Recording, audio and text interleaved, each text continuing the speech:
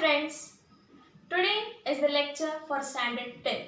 We have already started lesson number 1 gravitation, and today we are going to learn what is gravity, what is acceleration due to gravity and its different forms. Okay, मागच्या lecture मध्ये आपण g ची value काय असते ते शिकलो. That is g, that is force is equal to g m1 m2 upon d2. Okay, हा formula आपण एक शिकलो. Today we are going to learn what is gravitational force. Gravitational force म्हणजे काय? अगोदरच्या व्हिडिओमध्ये मी तुम्हाला सांगितलं होतं की gravitational force म्हणजे काय असतो. Gravitational force is nothing but the force acting on a particular body due to gravity. For example, ही एखादी गोष्ट आहे. ह्या गोष्टीवर जर अर्थचा म्हणजे अर्थची जी ग्रॅव्हिटी आहे त्या ग्रॅव्हिटीचा जर फोर्स ह्याच्यावर आला तर त्याला म्हणतात ग्रॅव्हिटेशनल फोर्स. तुमच्या टेक्स्टबुकमध्ये खूप मोठे मोठे डेफिनेशन दिलेले आहेत. तेवढं काही लर्न करायची गरज नाही. फक्त एक कन्सेप्ट लक्षात ठेवायची की what is gravitational force. Gravitational force is nothing but the force acting on a particular body due to earth's gravity is known as gravitational force. अजून एक कन्सेप्ट आहे ज्याला म्हणतात acceleration due to gravity. Okay, acceleration due to gravity. आता acceleration due to gravity म्हणजे काय? As we know, if any particular object is moving, okay, any particular object if you take, if it is in motion, it will have a specific velocity. कुठलीही एखादी वस्तू जर motion मध्ये असेल तर त्याला एक स्पेसिफिक वेलॉसिटी असते आणि ज्या ठिकाणी वेलॉसिटी येते ऑटोमॅटिकली ॲक्सेलरेशन जी आहे ती कन्सेप्ट जी आहे ती इंट्रोड्यूस होते. ॲक्सेलरेशनचा फॉर्म्युला काय असतो? Velocity upon time. मग ज्या वेळेस वेलॉसिटी हा कन्सेप्ट इंट्रोड्यूस झाला की ॲक्सेलरेशन ऑटोमॅटिक. आणि जर ते ॲक्सेलरेशन ग्रॅव्हिटीमुळे जर होत असेल तर त्याला म्हणतात acceleration due to gravity. If gravity is acting then the acceleration is known as acceleration due to gravity. एवढी सोपी डेफिनेशन लक्षात ठेवायची. काय खूप मोठे मोठे पॅराग्राफ दिलेले आहेत तुमच्या टेक्स्टबुकमध्ये, तेवढं डिटेलमध्ये आपल्याला जायचं नाहीये आणि त्याची काही गरज नाही कारण की एक्झामला तो काही क्वेश्चन विचारत नाही. Okay, now acceleration due to gravity is denoted by the letter small g. acceleration due to gravity जी आहे ती कशाने, त्याचा सिम्बॉल काय आहे तर स्मॉल जी. आणि त्याचा फॉर्म्युला काय असतो? G is equal to capital G M upon R square. Okay, आता ह्याच्यामध्ये हा कॅपिटल जी जर तुम्हाला आठवत असेल तर हा काय आहे? Gravitational constant. हा काय असणार आहे? Gravitational constant. ओके, हा काय असणार? कॉन्स्टंट आहे ज्याची व्हॅल्यू मी सांगितलेली आहे. किती आहे? किती आहे?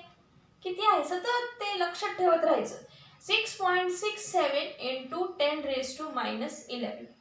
हा एम काय आहे? एम आहे मास ऑफ अर्थ. ओके, अर्थचा मास काय घेतलाय? कारण की अर्थवरच ग्रॅव्हिटी आहे ना, त्यासाठी अर्थचा मास आहे. आणि आर काय असणार आहे? Radius of earth. Okay, R काय असणार आहे? Radius of earth. So g is gravitational constant, m is mass of earth and r is radius of earth. Now one concept is there that how this small g varies. ही जी g ची value आहे ही vary कशी करते ह्याच्यावर एक paragraph आहे. First paragraph is with respect to concept is change with respect to surface of the earth. Okay, change with surface of earth. Surface of the earth means what? जमिनीवर, surface वर g ची value किती असणार आहे? What will be the value of g on the surface of the earth? Now as you know the earth, okay, earth जराचा आपण असा बारीक विचार जर केला तर earth कसा आहे? earth जो आहे तो ह्या पोल्सला कसा आहे? फ्लॅटर आहे. फ्लॅटर म्हणजे काय? थोडासा चपटा आहे. आणि हा जो मधला भाग आहे त्याचा, हा मधला भाग हा त्याचा कसा आहे? असा बल्जिंग आहे. बल्जिंग म्हणजे काय? असं थोडासा मोठा. ह्या ठिकाणी तो असा फ्लॅट असणार आहे. ठीक आहे, आणि मधला भाग जो असणार आहे त्याचा जो इक्वेटरचा भाग जो असणार आहे तो असा मोठा असणार. That means The earth is flatter at the poles and it bulges at the equator. Okay, now जसं जसं आता आपल्याला माहिती आहे इथं खूप सारे कॉन्टिनेंट्स आहेत. ओके, खूप सारे कॉन्टिनेंट्स. इंडिया कुठेतरी इथं आहे. ओके, ह्या ठिकाणी अबाव द इक्वेटर इंडिया इथं. So change with surface of earth, जीची व्हॅल्यू जी आहे ती कशी होणार. मग when we move towards the poles, okay, ज्यावेळेस आपण ह्या इक्वेटरपासून पोलकडे जायला निघतो त्यावेळेस जी काय होणार आहे तर जी सुद्धा इन्क्रीज होणार. ओके, ज्यावेळेस आपण इक्वेटरपासून पोलकडे जाण्याचा प्रयत्न करणार आहोत त्यावेळेस जीची व्हॅल्यू काय होणार आहे, इन्क्रीज होणार. आणि ज्या वेळेस आपण इक्वेटरपासून किंवा ह्या पोल्सपासून, इक्वेटरपासून नाही तर पोल्सपासून ज्या वेळेस आपण खाली यायचा प्रयत्न करणार आहे म्हणजे इक्वेटरकडे येण्याचा प्रयत्न करणार आहे त्यावेळेस जीची व्हॅल्यू काय होणार आहे, कमी होणार. ओके, तुमच्या टेक्स्टबुकमध्ये खूप मोठे स्टेटमेंट्स आहेत, तेवढं डिटेलमध्ये नाही जायचं. फक्त छोटीशी कन्सेप्ट लक्षात ठेवायची की if we are travelling from poles to equator g decreases and if we are traveling from equator to the poles g value increases. पहिला पॉईंट क्लिअर. नोट्स करताना असे नोट्स करायचे. कंप्लीट पॅरेग्राफ वाचायचं असं करायचं नाही, हे शॉर्टमध्ये लक्षात ठेवायचं की पोल्सकडे जर इक्वेटरकडे आलो तर जी डिक्रीज होतो आणि जर इक्वेटरपासून पोल्सकडे गेलो तर जीची व्हॅल्यू जी होती ती इन्क्रीज होते. ह्या गोष्टीमध्ये फक्त एवढंच लक्षात ठेवायचं. Okay, now the next concept is with respect to height. Okay, height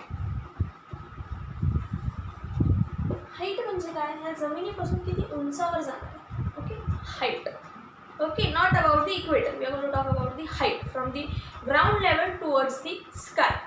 so now if you observe, if this is the surface of the earth, आपण जर अर्थचा सरफेसचा विचार केला, ह्या सरफेसपासून जर आपण वरती वरती वरती वरती वरती वरती गेलो तर जीची व्हॅल्यू काय होणार आहे, इन्क्रीज होणार आहे. आणि सरफेसपासून खाली आलो तर जीची व्हॅल्यू काय होणार आहे, डिक्रीज होणार. ओके, या दोनच गोष्टी लक्षात ठेवायच्या. थर्ड कन्सेप्ट आहे with respect to depth. Okay, with respect to depth, जसं जसं जसं ही सरफेस आहे अर्थचा, ओके, ह्या सरफेसपासून आपण खाली गेलो तर जीची व्हॅल्यू काय होणार आहे, डिक्रीज होणार. ओके, सरफेसपासून आपण खाली गेलो तर जीची व्हॅल्यू काय होणार आहे, डिक्रीज होणार. हे एक्झामला नाही विचारत पण फक्त एक माहिती असावी. You should know what how does g vary. Okay, that's I am not teaching this in very detail.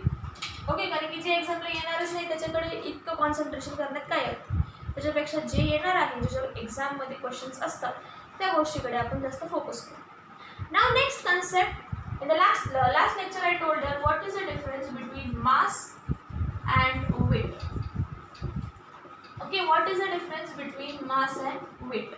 Okay, एक ऑब्जेक्ट आहे, हा ऑब्जेक्ट तयार कसा झाला आहे, how is this object made, it is made with number of particles. एखादा object जो आहे तो वेगळ्या वेगळ्या पार्टिकल्सनी बनलेला आहे. कुठलाही ऑब्जेक्ट आपली ह्युमन बॉडी जरी बघितली, it is made of different of cells and tissues. Similarly if you take any solid thing, liquid or gases, whether it is living or non-living, it is made up of matter or you can say it is made up of small particles. Okay, it is made of small particles. Now mass आणि weight मध्ये फरक काय असतो, ह्या content suppose हा box आहे, हा box जो आहे तो किती पार्टिकल्सनी बनलेला आहे त्याला म्हणतात मास. ओके, ह्या बॉक्समध्ये किती पार्टिकल्स आहेत त्याला म्हणतात मास. आणि वेट म्हणजे काय की ज्या वेळेस ह्या मासवर ग्रॅव्हिटी ॲक्ट होणार आहे. Okay, when gravity acts on this object it is known as weight. त्याला काय म्हणणार आहे, वेट. मास म्हणजे काय, एखाद्या ऑब्जेक्टमध्ये किती पार्टिकल्स आहेत त्याला म्हणायचं मास. वेट म्हणजे काय की ह्या ऑब्जेक्टवर ज्या वेळेस ग्रॅव्हिटी ॲक्ट होते, ग्रॅव्हिटी म्हणजे अर्थचं जे ग्रॅव्हिटेशनल फोर्स आहे त्याला म्हणतात वेट.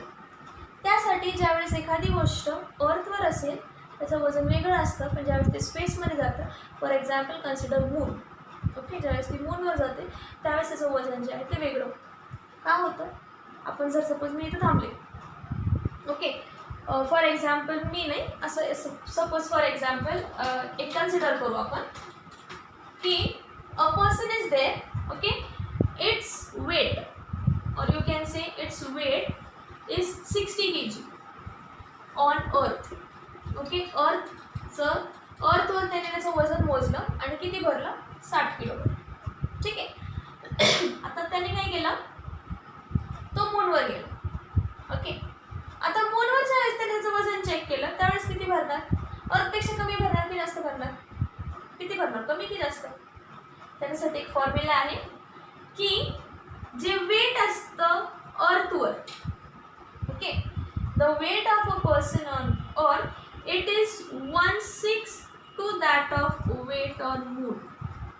म्हणजे एखाद्या व्यक्तीचं वजन जे आहे, सॉरी इथं शिफ्टिंग आहे थोडीशी, इथं मून आणि इथं अर्थ असं. मूनवर जे वजन असतं ते पृथ्वीच्या वजनाच्या 1/6 पार्ट असं असतं, ओके. ते चुकून इकडे झालं. अर्थवर जेवढं पण वजन असतं तेवढं वजन मूनवर कधीच नसतं. ते किती असणार आहे, त्या वजनाच्या 1/6 पार्ट. मग आता ह्या फॉर्म्युलानुसार 1/6 मल्टिप्लाइड बाय त्या व्यक्तीचं अर्थवर वजन किती आहे 60, ओके. 1/6 मल्टिप्लाइड बाय 60, 6 1 जा आणि 0 म्हणजे किती आन्सर आलं 10 kg. म्हणजे त्या व्यक्तीचं मूनवर वजन किती असणार आहे 10 किलो. व्यक्ती तर तीच आहे, तीच व्यक्ती आपण उचलून अर्थवरून मूनवर नेली, पण वजनाचा फरक का आला, कारण की अर्थवर ग्रॅव्हिटी आहे आणि मूनवर ग्रॅव्हिटी. हा फरक असतो मास आणि वेटमध्ये. मास म्हणजे काय, त्या ऑब्जेक्टमध्ये किती पार्टिकल्स आहेत, आणि वेट म्हणजे काय, ज्या वेळेस त्या ऑब्जेक्टवर ग्रॅव्हिटी ॲक्ट करणारे त्या कन्सेप्टला म्हणतात weight. So that's why weight changes on different places, okay. On earth it is different and on moon it is different. एक्झामला क्वेश्चन येतो की अर्थवर वजन किती आहे हे दिलं जातं आणि तुम्हाला मूनवरचं कॅल्क्युलेट करायला सांगतं, किंवा मूनवरचं दिलं जातं आणि अर्थचं कॅल्क्युलेट करावं लावतात. सो त्यावेळेस हा जो फॉर्म्युला आहे हा व्यवस्थित लक्षात ठेवायचा. You have to remember this formula, okay. I hope you like this video and do watch my video and share it with maximum students. Thank you.